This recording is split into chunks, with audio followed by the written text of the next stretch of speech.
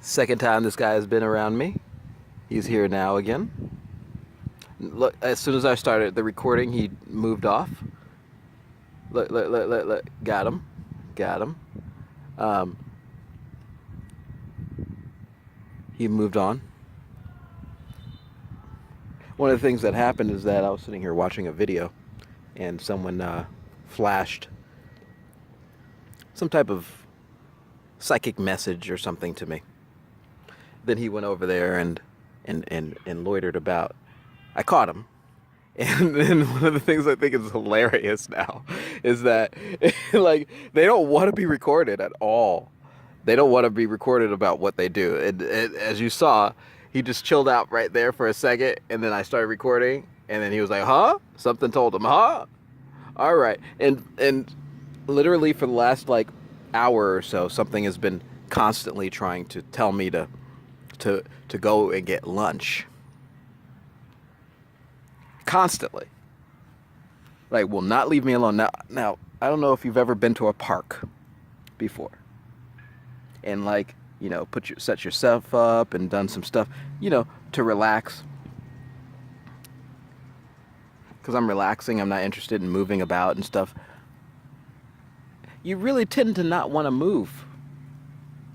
They have this need, this desire to tell me what to do. And a lot of it deals with food.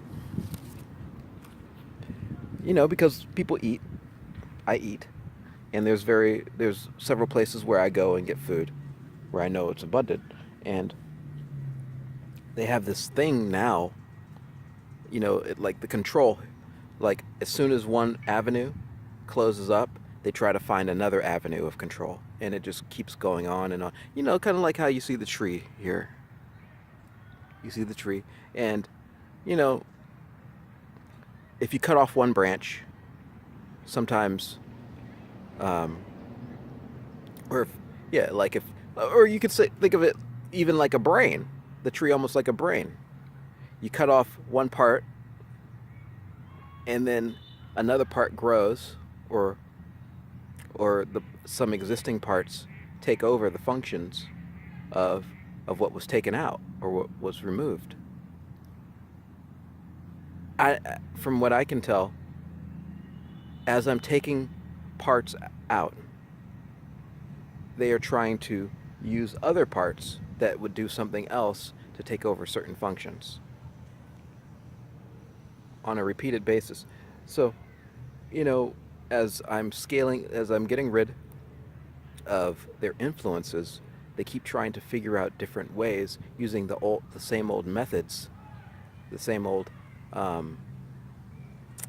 pipelines or parts to influence me. It's obvious. I eat food. I like to go and eat food. For the last hour, something has been just and like this is one of the things that I know when it's them, is that they're not very skilled. I mean, they're skilled, but they're very, very, what would you call it? Aggressiveness.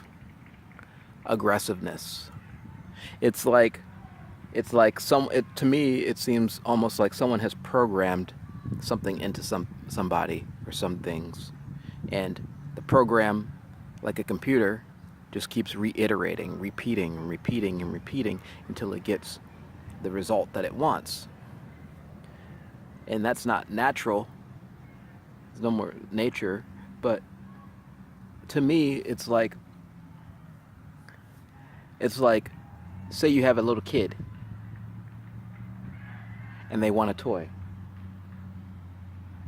And they just can't get the idea of wanting the toy out of their minds. And so they show up, they keep complaining and complaining and tantruming and complaining about the same thing over and over and over again because for some reason they can't get that issue out of their mind and move on. They refuse. There was an Asian couple sitting over there at that bench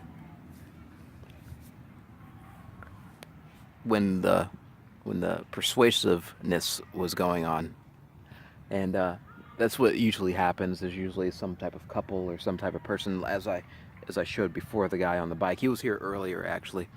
He came actually through this corner right here. He loitered right there, and then loitered right there, and then loitered right there, and then I started recording him.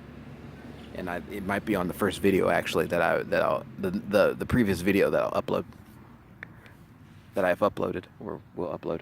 He was on that video, the same guy. I don't know what he was doing. I don't know if these people are like a part of the government. I'm sure they're like military type stuff. That's another thing that I've realized.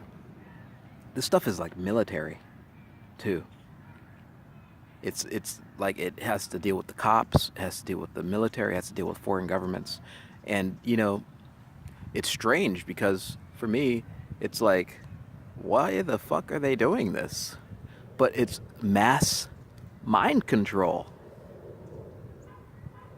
It's not just isolated events. It's literally like Nazism. Like it's like the Nazis never went away, and I think that's kind of like a part of it. It's like the Nazis like never went away, and they decided to take over everything, and they figured out a way in which they could try and take over everything through mass mind control, and have decided to use technology and you know parasites, viruses, all sorts of stuff, and inflict them into the bodies of people to take them over and kill them. Basically, I'm trying to explain to all of you is that you are now dead. You are no longer alive because of the conspiracies and the need to take over and to control by a very selfish, insane creatures that for some reason feel that their survival, in order to survive, like is and I've heard this many a time through the telepathic or the messages in which they send to you. We're just trying to survive. Now, I'm in Huntington Beach, OC. And if you've ever heard of like Huntington Beach or Newport Beach is one of the richest parts of the country and the world. I've seen the $6-7 million houses on the beach. Millionaires. Manicured lawns. They can't even make their own bed. Cut their own grass. Do their own shopping. They have to have assistants that do it because they're so rich and spoiled. I asked these creatures that were harassing me, what part of survival is this? What part of survival is racism? What part of it is the bigotry, is the raping women and children? I was watching a documentary about a cult called the Children of God. Now, I was born from a cult. I think it was a very similar cult where they use religion to emphasize sexual deviant behavior. Like, orgies, orgies where all the women are open for sex at any point in time for the men. Where the women and children, especially children, are raped or forced into sexual behavior, strange sexual behaviors. This documentary emphasized a Hispanic man who was raped regularly by his mother. He was forced to have sex with his mother when he was like 5 or 6 years old, and so on and so forth for years. And have sex with the preacher. His name was Bob Bernstein or something like that. It was a Jewish man.